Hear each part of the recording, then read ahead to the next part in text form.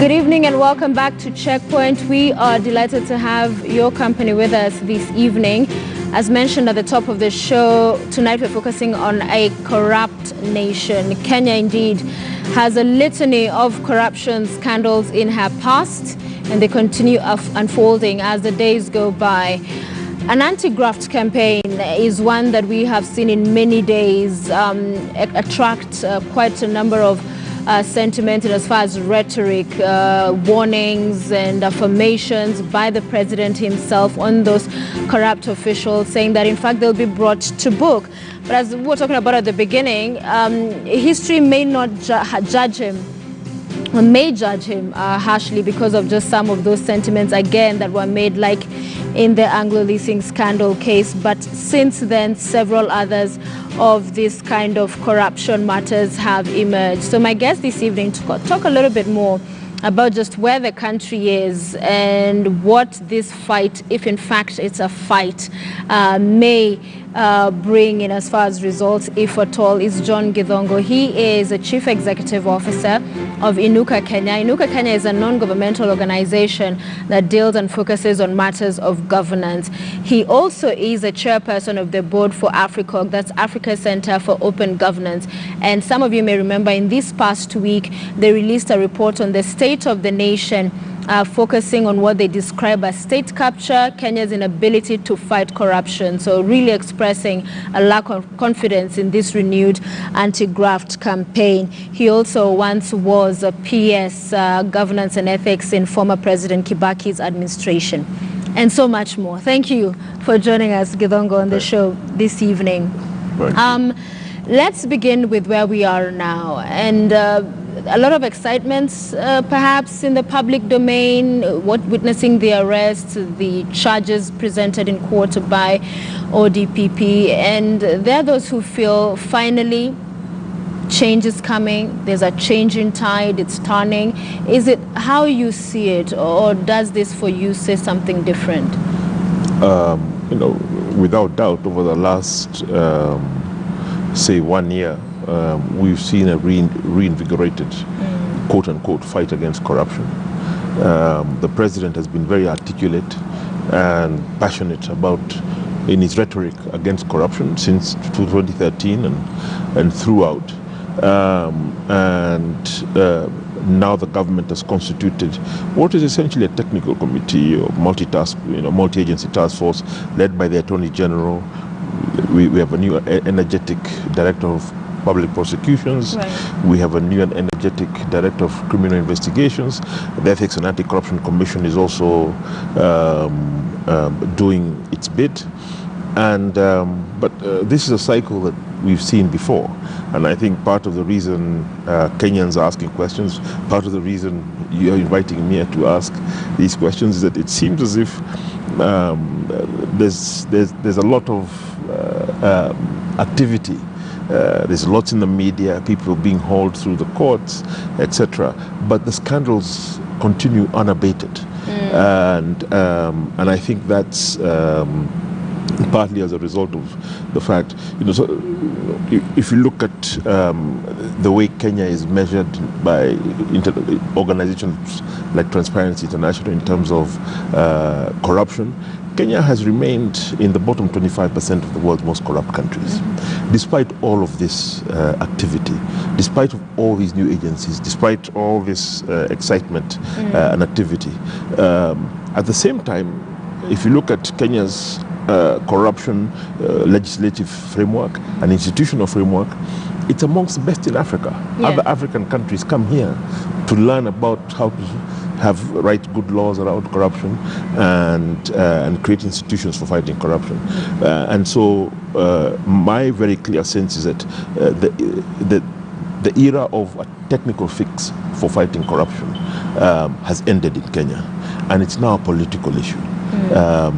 I think the DCI, DPP, and all these other technical agencies can continue chasing people around for a long time, but there clearly isn't the political will. There's this sense of impunity that attends to corruption here, that despite all of this activity, when you see the comportment of political leaders, of those who are implicated in this corruption, one doesn't get the sense that they are concerned that they will ever be held to account. So let's unpack that a little bit, because on one hand, you talk about the reinvigoration and the new heads been there roughly 1 year, and the independence of those institutions and all the activity we've witnessed.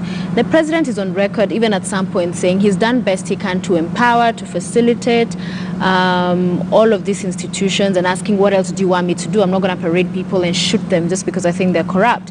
So that when you say the political, and he argues that fighting corruption is a legacy agenda for him, that he's serious about this.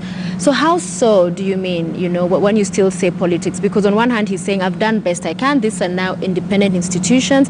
Let the criminal justice system work as it ought to. So what's the breakdown then? Ultimately, fighting corruption is about our behavior, our culture, our traditions, what we accept, the way we behave towards each other. Amongst the poor, corruption arrives to them as extortion. They're forced to pay bribes. The kind of large-scale corruption that we're seeing at the top of government that has been particularly intense since this administration came to power. One of the most curious things, despite what the president says, is that some of the officials who have been mentioned adversely with regard to some of the most egregious scandals over the last 6 years, he has not sacked them, distanced his administration from them. When people are pushed aside, you see some people are made ambassadors, others are move out of being cabinet secretaries to becoming governors and other such positions. And so one gets a sense, one is forced to ask the question, how serious is he really if he's willing to continue to keep some of these very tainted individuals around him who are associated with the worst scandals under his administration. And that's the political will that I'm talking about. And to that point, because that sentiment, again, he has received criticism time and again on the same. And at one point, whilst addressing anti-corruption summit at State House, he talked about and addressing at the time the former ACC CEO, saying that he fired his cabinet secretaries, those that were simply mentioned in as far as corruption is concerned, and went on to express a frustration of, even after they were mentioned, he let go of them, investigations happened, none of them today has been found guilty. So he was saying, in essence, even when I'm pushed to the wall, when I oblige and do that which I've been asked to, then look at what happens. And that is why even the last State of the Nation address, he said, I'm not giving into this pressure again. We're not going to get into that kind of justice, where you just help people out of office. So in essence saying, I've done that, been there, done it, it didn't work. So what next?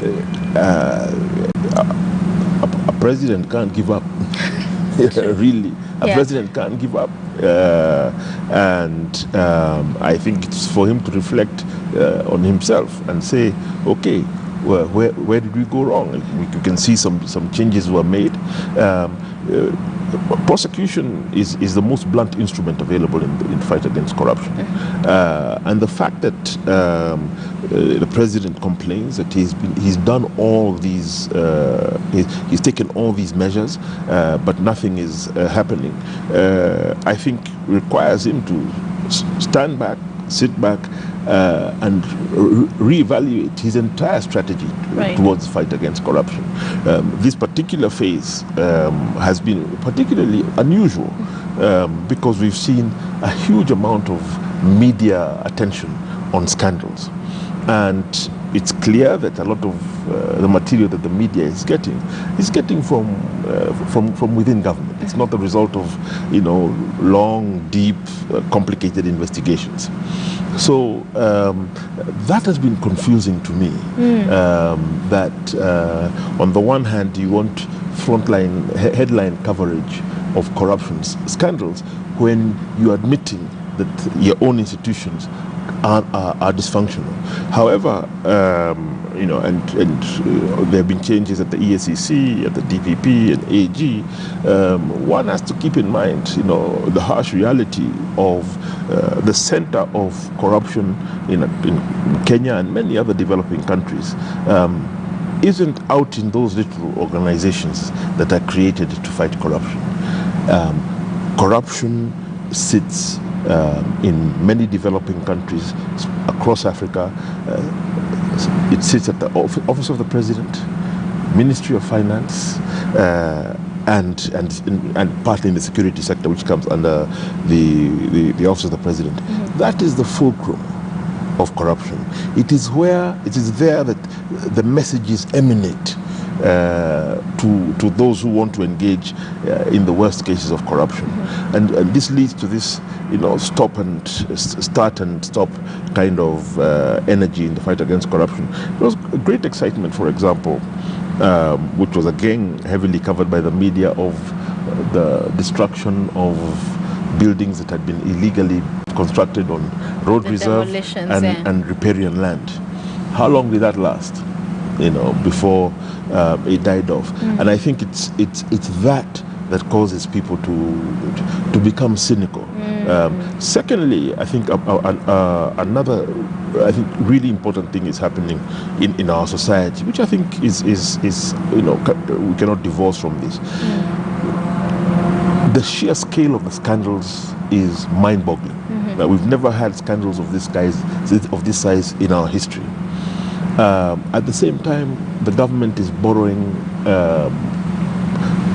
commercially from international markets heavily to pay back some of these debts. The Kenya government is in a situation where it is taxing citizens. So life has become the cost of living has risen for Kenyans, and for the first time Kenyans are now being able to draw a direct correlation between this high level of corruption, the increasing debt of money which they feel is being stolen because they're not seeing the effects of it, and their own deteriorating quality of life, especially at a time when we have the kind of debt level we have failed rains, and so the energy that is required to correct those kind of systemic faults lies not at the EACC or the DPP or the DCI, but inside the office of the president, Ministry of Finance. That is the fulcrum of power in this country. Yeah, and it's something I made mention too at the beginning. Just one of the cases you are involved in, just to take us a little bit back on Anglo Leasing, and that at the time you blew the whistle on what was going on, the president, head of the PAC, that's a Public Accounts Committee, saying we will not pay, this is a scam, in fact, is how he described it. And then as president turning around to say, okay, we must pay because we need to float a Eurobond which is contested by the Auditor General, says specific projects cannot be traced as to where this money was put into.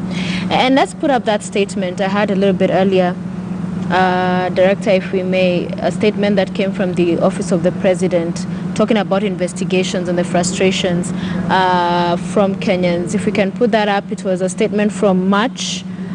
We have it. We played it earlier. Director, are you with me? All right. Yes, the one you see over there, they'll probably put it up at some point. Anyway, it is now up to these responsible agencies to ensure that Kenyans get restitution. Institutions have failed in this and previous cases as well. And saying they cannot continue to wait for this kind of justice. So even with that, as much as it was revisited in 2014, to date, there's nothing. I mean, that for me was, it was a watershed for me. Because when one watches Uhuru Kenyatta talking about corruption and how he wants to fight it, since 2013, he speaks about it with some passion, with some conviction. It's something that you see that he feels that frustrates him. But then often he does the very opposite, where he holds a press conference where he rationalizes paying out money to these Anglo Leasing companies instead of being more forthright and more steadfast in a manner that would create public confidence. The major challenge facing the fight against corruption for Uhuru Kenyatta right now in this country is a lack of public confidence. If you want to fight corruption, You can have all the institutions, all the laws, but what you need is for ordinary citizens to believe that you are serious. You, your friends, your family, your political allies, to believe that you're serious. Once they doubt that, then it's you're pushing a stone uphill. And that's the situation that we're in now. And that's why all these institutions that are well-resourced, that are led by good people who are working hard, don't seem to be convincing Kenyans. When President Kibaki was elected and I joined government, for the first 8 months, Kenyans were arresting civil servants who were asking for bribes. That was a level Kenyans believed. And I think it's really the president to find it within himself to see what he can do to regain the confidence and trust of the Kenyan people. Once that is there, then even the work of DPP, DCI becomes a lot easier. Right now, it seems whether it's like the demolition of buildings, the investigations into the grand scams, NYS, Ministry of Health, everything seems to get stuck in the mud. Right. Does it surprise you that for ordinary Mwananchi, the justice is expeditious and sometimes very heavy and tough in terms of the sentences meted against ordinary Mwananchi, and sometimes what would be considered not that big of issues, but when we're talking about grand corruption, things get very sticky. I mean, if you're a chicken thief in Kenya, you're in big trouble. Yeah. The law lands on you heavily and painfully. But if you've stolen 2 or 3 billion shillings, you are untouchable. Not only are you untouchable, these adversely mentioned individuals find their way into public office. It's like it's rewarding. Exactly. It's almost the system rewards you for being corrupt. Exactly. And I think that yes, the president said he removed people who had been mentioned adversely, but he feels the institutions didn't do what they needed to do. He should deal with those institutions to the extent that he can, but he should continue removing those individuals who are being mentioned adversely, or under whose watch there continues to be a lot of theft in their departments and ministries. Correct. But they are sitting there around him. I think the Chief Justice at one meeting, I think the same meeting you're referring to, I think hinted to the president politely that actually the corruption is around you. Don't look too far. And last week, when AFRICOG launched the state capture report, the Auditor General mentioned that actually these days the corruption is already written into the budget. Which again brings me back to the issue that I was saying, that the fulcrum, the heart of the corruption is Office of the President, Ministry of Finance. That's the nexus. And the ability of DPP, DCI and others who are sort of ethics and anti-corruption is sitting out there on Valley Road. The ability to crack these institutions and these networks is limited, especially when there's this overwhelming sense of cynicism that impunity rules the day.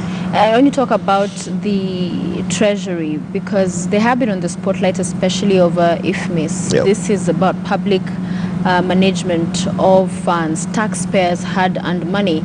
And the Auditor General, again, harsh indictment on that system. In fact, he, I think, did announce in that meeting and has in different occasions said they will conduct another audit on IFMIS because the issues continue unabated, so that as we are fighting, or saying we are fighting corruption on one hand, it continues because the systems are not strong enough, or at least the people who interfere with the systems yet have a free hand. It is staggering, and I think it's part of the reason Kenyans are cynical. The cabinet secretary in charge of Minister of the Treasury is still there. All that group of mandarins at the Treasury who have overseen this massive theft of public resources that is unprecedented in our history. I mean, this has been the most corrupt administration in Kenya's history. But they remain in office. And one can sense that there's a cynicism where you have a cabinet secretary in charge of the Treasury is taken into the headquarters of the CID, being questioned with regard to dams, and the market doesn't move. It's as if there's something that they know. They know that this is not really something serious. I mean, it's a very big issue. for a Minister of Finance to be dragged in to be questioned and doesn't think that he has lost public trust and therefore he should step down until these investigations are completed. That's the impunity that has made the president's fight against corruption moribund, in that he keeps on kicking the ball to EACC, DCI, DPP, but the heart of the problem is in his own office and the Ministry of Finance. And he's on record talking about corruption in OP. Yes. But we've never quite seen movement in terms of what action, because his appointees, he does have authority, power to fire. Exactly. And also he talked about at one point also concern of corruption in the security agencies. Yes. But talk to me also across the board, because there's been the handshake and it was welcomed for calming the political temperatures. But then there are those who have said, now in this bromance that we witnessed, they call each other brothers, but we saw the former Prime Minister, especially in the lead up to the general election, call out the president on Eurobond and his administration and the Eurobond, how those monies were spent. There was also, of course, SGR and whether there was feasibility, Correct. was it value for money? But then now in this new dispensation where, you know, there's a handshake, all is forgotten. Does that all go well? Does it settle well with you? Definitely doesn't. For the political system that we've created for ourselves under the Constitution of 2010 only works if there is an effective political opposition in place. And I think really that's the next stage. I think the handshake, yes, it calmed political temperatures, which is a good thing. However, it has made the fight against corruption all the more difficult in that there's almost a sense that within the political class, let's not make too much noise about this. We're all on the same side, and I think that puts a bit more pressure and responsibility on media, on civil society, to stay on top of these issues, to focus on them. Because, let's face it, I mean, we've just gone into a situation, we have a bit of rain now, but Kenya's rains have failed. Taxes have been going up, cost of living is going up, and people now are connecting that pain to this corruption. And unless political action is taken, I don't see some of these issues being resolved. I would like to think that we're going to see major political realignments as elections approach, and I'd like to think that we will see a much more concerted political formation emerging that is dedicated to dealing with some of these impunity and corruption issues that Kenya faces. But when you say you hope for that to happen, the pool we have, in as far as those who are seen to be the leading contenders, front runners, is limited. It appears to be the same old people in rotation, at least from independence Kenya up to this particular point. Do you see an outsider because of the especially deep nature of the negative ethnicity in this country? Do you see this idealistic person coming in and penetrating and winning the hearts and minds of Kenyans to actually bring real change? I think that if you look at our political trajectory, elections are always accompanied with increased levels of corruption, especially around sugar, maize importation. Those scandals happen around that time. Number one. Number two, the bromance, as you're calling it, the handshake, hasn't really been defined that clearly. We still don't know. I mean, there's a bit of a terms of reference in the statement that was issued by the president and Honorable Raila Odinga, but that's about it. And then you can see there is the so-called Tanga and so-called Kieleweke group. The one thing that's guaranteed before the next elections is that there will be some form of political disruption. That's going to happen. Okay. And I don't know what form that disruption will take and whether it will bring into play political actors who aren't currently on the front line. But I think for sure we shall see major political realignments that may bring new faces into the political limelight. Yeah. Frankly, I think that would be a good thing. There's also the big concern that some unholy union, as we've been talking about politics, between corruption and politics, that if you want to get rich real fast in Kenya, politics is the way to go. And once you're in there, also what protects you is that there's this impunity, and it fuels that fire that if you're a politician, you're powerful, you're corrupt, you get into all these deals, you can get away with it. And even with the report by Africa, you get a sense of almost hopelessness, that this thing is such a huge monster that is feeding itself, it's vicious, anyone who tries to come in its way is spewed out, and So what is the hope for Kenya? I don't think we can lose hope totally. I think Wachira Maina, in making his comments, he's the author of the state capture report that Africa launched, described our shadow state as a vertically integrated criminal enterprise. And that's what it is. And so yes, it's true. People go into quote unquote public office to enrich themselves, and that has been our tradition in Kenya, and we are paying a very high price for it now. Yes, the price we are paying for it now is in the debt burden that we are carrying. How this has forced the government to increase taxes on Kenyans and just make life less and less tolerable, especially for the majority of Kenyans. And so, I would be cautious for those who feel that because we've done this for 50 years, it can continue forever. I believe there is something bubbling, not only in Kenya, but across the African continent. You see it in Uganda with someone like Bobi Wine. You see it in South Africa with someone like Julius Malema. You've seen just what's just happened in Sudan, in Algeria, in Tunisia, in Togo, in Gabon. And that's because of all the continents in the world, Africa has the youngest population. And you have a lot of people below the age of 35 who are asking themselves, where am I going to get a job? Will I ever own a house? How will I educate my children? All of us are in a situation where one serious sickness in the family, in your family or my family, can mean poverty. A case of cancer or a bad car accident, and you're fundraising and really distracted into that. But I think there is an exhaustion and an anger amongst millennials across the continent at the kind of reality that you are describing.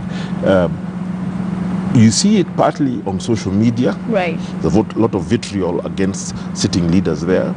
You also see it, I've seen it in the way people relate with their quote-unquote political leaders, where their level of respect for leaders and trust of political institutions and processes has gone down.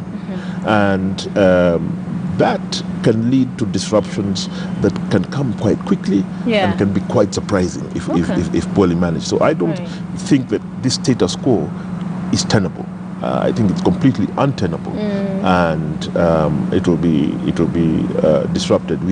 The demographics is against us. We cannot continue stealing at this rate and expect, because we're stealing really the future of the majority of the population. And life becomes more difficult for ordinary Kenyans. Exactly. When I watched some of the debate that came up after the release of this report, some people, when they hear state capture, the picture that's painted in their minds is a president under siege with some people pointing, almost quote-unquote guns to his head and making him do things he ordinarily would not want to do. But that is not the case. Talk to me about the conflict of interest, especially when it comes to policies, and the concerns that are beginning to grow, that is the government in some instances using public policy as the front, but real intent being for private gain. I mean, that has been the conflict of interest was legalized in Kenya by the Degba Commission report in the early 1970s, and that was really a low point in terms of our civic hygiene. Has always been poor ever since. At the current time, we have a situation where the president comes from a family that is one of the richest in East Africa, that has a has a very large and diversified investment portfolio in tourism, in milk, in land, and continues to do business in a manner that in other countries would be considered serious conflicts of interest. And I think state capture is when government institutions are repurposed to serve the interests of a small group of people, their own private commercial interests. And that's what we are seeing. And that's the more sophisticated level of corruption than the one that we are used to of the Goldenbergs and the Anglo Leasings. This is where you actually, if you want to understand where the corruption is, as the Auditor General said, it's in the budget. It's in the miscellaneous amendments that come out. It's in the Gazette notices. That is where it is hiding, where people are being put in strategic positions to be able to effect a private commercial outcome some years down the line. And I think that is a state capture. I mean, in South Africa, where they first started using this term, you had a point where the president, President Zuma, and a group of business people, the Guptas, where this group of business people was so influential that they were interviewing ministers. They're offering people cabinet positions. And fortunately for the South Africans, they still have robust institutions. There's now a big commission of inquiry going into that. But I think that's a situation that Kenya is in, where our public finance management system, on the one hand, and our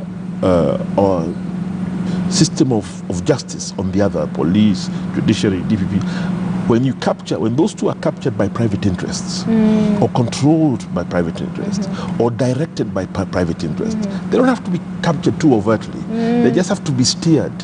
Yes, you can go for Sophia Wanuna, leave Githongo alone is one of us. Once that capture takes place, then you have this condition of state capture that was being described. And as we bring this to a close to the point you've just made now, because the Deputy President is on record talking about weaponization. So when you say you can go for Sophia, leave so-and-so, do you fear that is happening now? Because he has claimed it is happening, that communities, projects are being targeted, and that this is not a anti-corruption war, as it's been called, that is above board.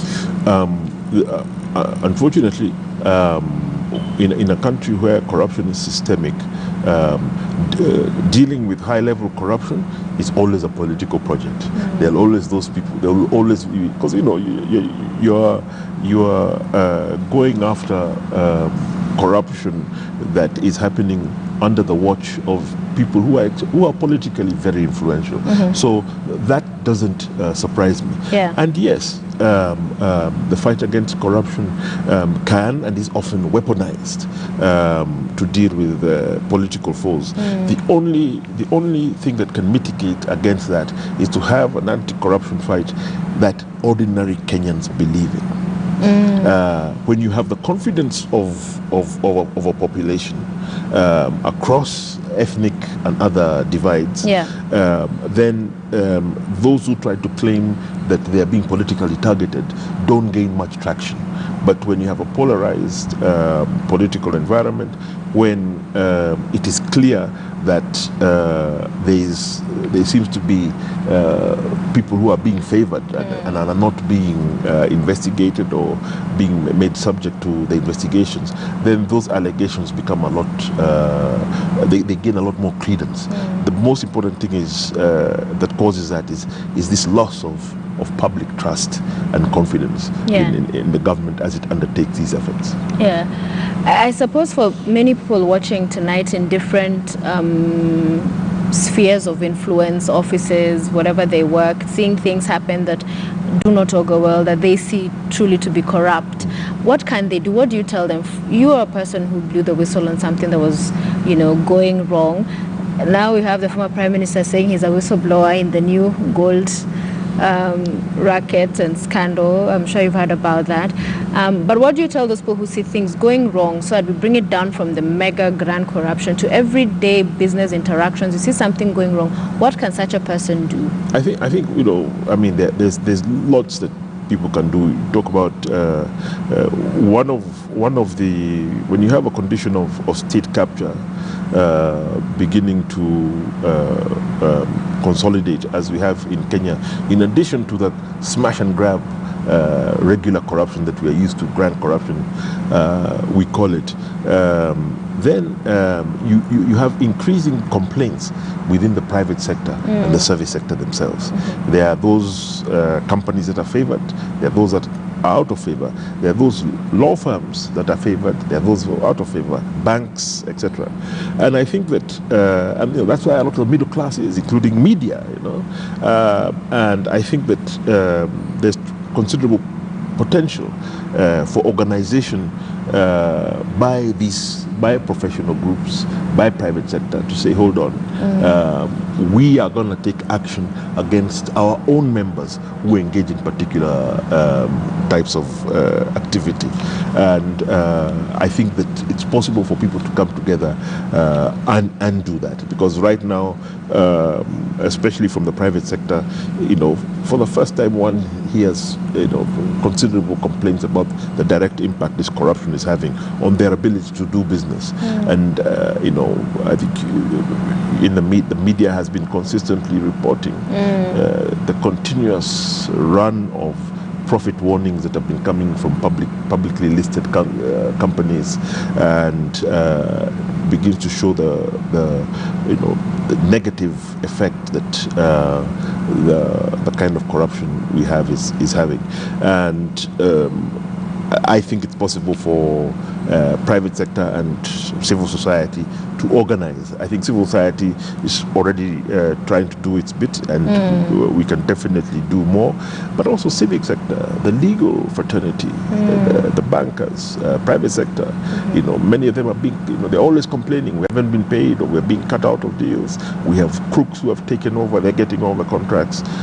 Then deal with them, deregister them from your associations, punish them, draw up your own codes of conduct and deal with them. Okay. And then if government wants to continue giving them money, we can see that it is government that is making those anti-people choices. Yeah. Githongo, I understand we have 5 more minutes to go for our KTN News channel for this interview. But those of us watching on KTN Home, we must wrap it up there. Thank you so much for being with us. Sports News is coming up next too with Robinson and Kenya. But for more on this, you can switch to KTN News, where we will continue for a few more minutes. Thank you for being with us this evening. Those 5 more minutes we have as Grace in this interview. Talk to me about the lifestyle audits, because one of the things we've mentioned here is the political class and how a lot of this corruption is in this small group of people, because they're not the majority. But yet that is where all this big money and scandals are largely either interlinked or emanating from. Again, the president has come out, was it last year, to talk about a lifestyle audit, beginning with himself. Lie detector test. Yeah. There was all of this hullabaloo, and that all the accounting officers as well will be vetted afresh.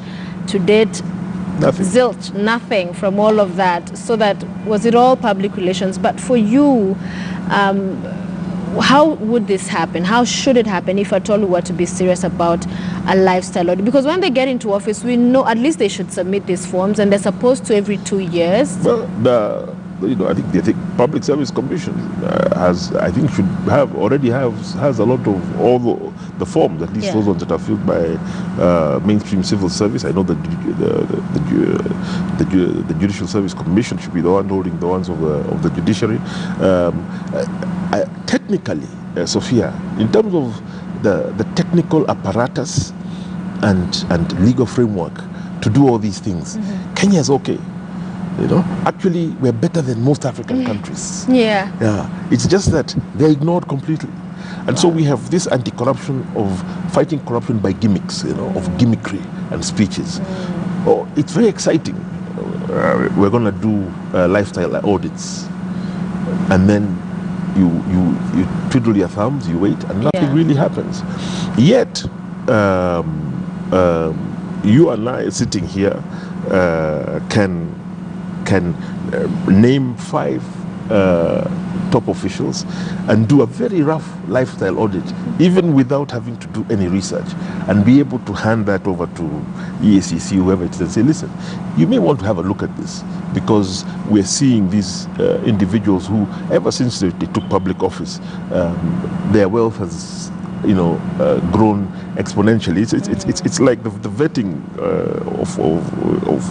of police, and this sort of where the vetting exercise is turned into a mockery when you have people who are banking $1 million shillings a month on a salary of 50,000 shillings. So he said, and they asked why. I said, oh, I do fishing. I keep fish ponds. So you want to ask somebody, if you're doing so well out of keeping mighty active fish, yes, why are you still directing traffic? Yeah. You should be keeping fish. So those absurdities are very apparent to everyone, and they're very obvious. And the fact that no action is taken is what has undermined people's confidence in what the president is saying and in what he's doing. That these are obvious, staring us in the face. Somebody is admitting that, yes, that money is coming into my account, but I'm doing it, I'm selling chickens, some of them said. Yeah. They're selling 20 million shillings worth of chickens per month while you're a police inspector, and you remain there. That really causes citizens to lose confidence in the overall fight. And I think that's the struggle the president has.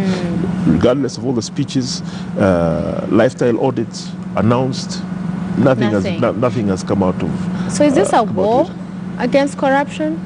Is it really? It's a corruption perception management exercise so far. I wouldn't call it a war against corruption. It's an attempt to manage perceptions, where a big scandal appears on page 1, a few days later, some dramatic arrests, arraignment, then arraignments, all dramatic. It's very nice. It sells newspapers, but deep down, people know nothing's going to happen. Yeah. And Kenyans believe nothing's going to happen. I think that's the most troubling thing. That's the most unfortunate legacy of Uhuru Muigai Kenyatta as president, is that he spoke with passion about this thing, but didn't deliver even a little. That's very, very sad.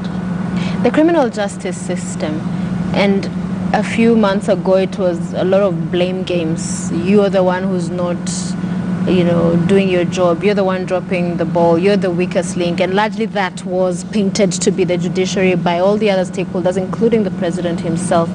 I wonder how you see it, so that they come out. We've had the sector in charge of prosecutions here, the DPP as well, talking about how they are independent, how they are guided by the matters they choose to take up and pursue.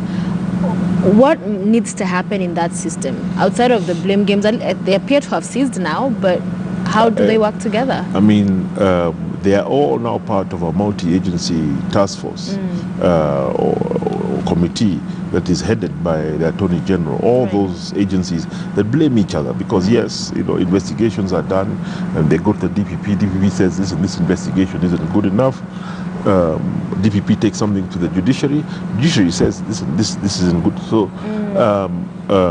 there's not a task force that should be fixing some of those discrepancies between the agencies, so that they work together and are able to put together, clear cases with good evidence. If that is not happening, then the committee that has been created has failed, and it needs to be reconstituted if those complaints are still there. But but one would like to think that they've also learned that by blaming each other on TV, it looks bad. It looks very bad on them. Correct. Yeah, especially when after that they are sitting on the same committee talking about corruption. You guys don't know what you're doing. But more importantly is Kenyans begin to believe that we're being taken for a ride. Yeah, that we can expect this Friday somebody will be arrested. Kamata. Kamata. Somebody will be arrested. It was like when buildings were being demolished, and people in some estates would be waiting for the green mamba to arrive. to show up. But then it all stops, and so people feel that they're being taken for a ride. Once you lose public confidence, then dealing with corruption becomes all the more difficult. Kenya, and I keep on sort of hammering at this, there's an organization based in the US called Global Financial Integrity. They study illicit financial flows, corruption, and the condition and stage of institutions and legal regimes meant to fight corruption around the world. And in Africa, amongst the best was Kenya and Uganda. The regimes. The legal regime for fighting corruption is A-class. There was a committee, a task force put together by the former Attorney General Githongo, which did a big analysis of it in 2015. Right. If you look at that document, it's outstanding in terms of the legislative framework and the institutional framework. Yet it doesn't work. Wow. So you've built a beautiful car that doesn't start. And the reason it doesn't start is, for me, remains these political contradictions that you're talking about. Yes. And I don't think it is fair for the president to say, "Sasa nifanyeje." No. Then you're the one who took the job. Yeah, you have no right to say nifanyeje. No. Yes. So before we wind up, once again, on Anglo Leasing, so the judgment, 27 million shillings, is what they found that you should pay to the former minister Murungaru. What's your plan? Well, I mean, it's a matter that is going to appeal, and so it's my 5th court case, so it comes in the territory. And the struggle continues. I don't want to talk about it too much because it is a matter that is going to be before the court. The struggle continues. As I said. Any regrets, though? Well, I was not surprised by the judgment. Something that I had anticipated. It's disappointing, but the struggle continues, and I think it has also served. In some parts of Kenyan society to wake up people to the fact that we still have a problem in some areas that need to be dealt with fairly seriously. Yeah. I want to read some of the comments that have come in.